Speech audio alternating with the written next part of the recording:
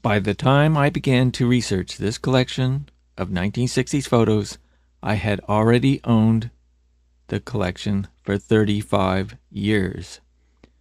These images of young girls at the beach I assumed were merely images of girls taken secretly by some older perv. I mean, there were no dead bodies. There were no notations saying, I plan on killing her in September. And of course, no one in law enforcement and no researchers in the amateur ranks were suggesting the Zodiac was a photographer stalking his prey with a camera before murdering them. And so the idea that these images were the work of the Zodiac was about the remotest possibility conceivable.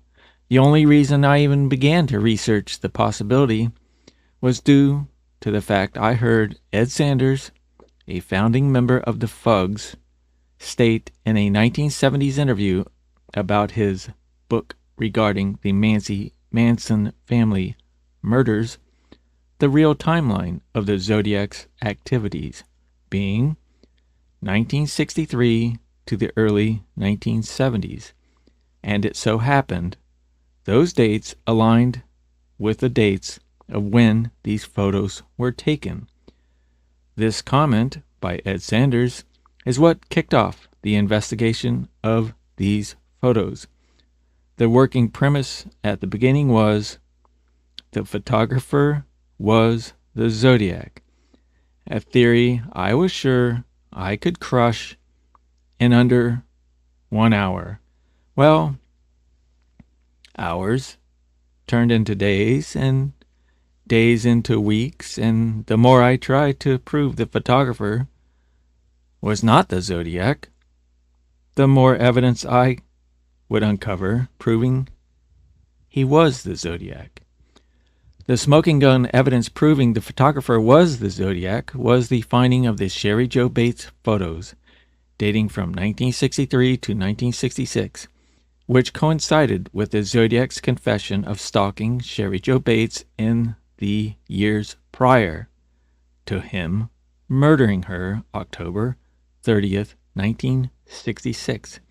As mentioned, there are no notations found on the photos which declared his intent to murder any of the girls. However, in reality, there may exist such declarations because found on many of the photos are secret codes for each of the girls seen in the photos.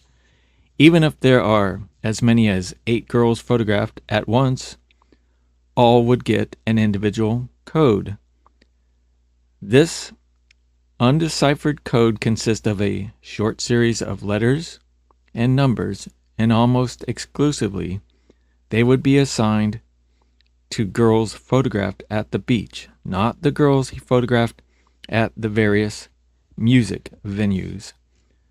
I assumed from the beginning he was married, and this code was developed as a means to keep prying eyes in the dark relative to what he thought about each girl. If anyone thinks they have solved this code, please contact Carlos at the email provided.